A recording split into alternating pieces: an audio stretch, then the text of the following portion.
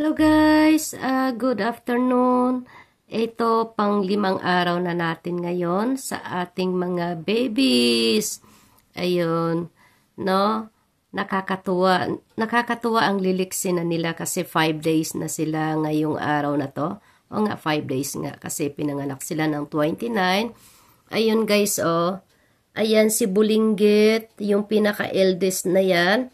Sabi ni Nora, yan daw ang favorite niyang area. Doon talaga sa may hita ng nanay niya. Kaya delikado kasi minsan baka siya madaganan or masipa. Ayun no.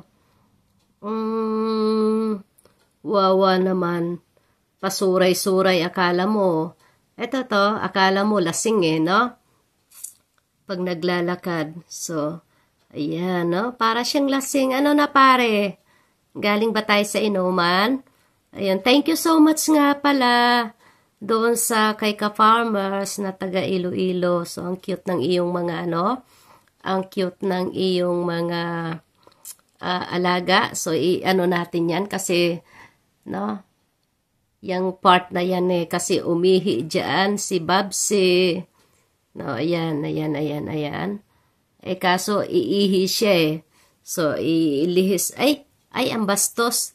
Ang bastos. Ayun. No? Ayan guys, no? Kaya ito yung update natin sa ating mga alaga. So, iano naman natin to.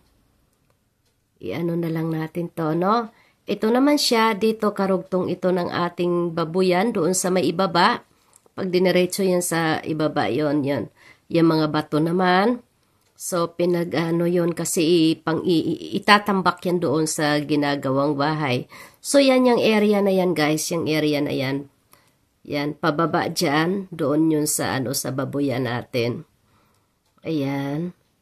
So, ito yung ating farm, no? Si Don Torres, sabi pa man din niya bakit daw farm talaga, no? Natatawa siya kasi tinatawag kong farm. Ito.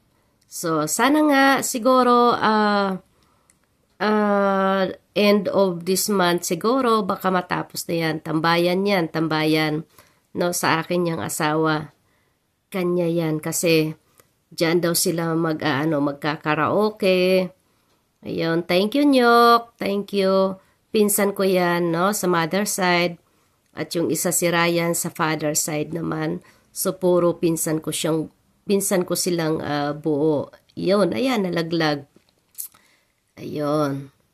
So, ayan lang guys. Ayan ang ating no, kaya nagbo-voice over tayo. So, wag na nating tapusin to. Dito naman tayo. Ayan na.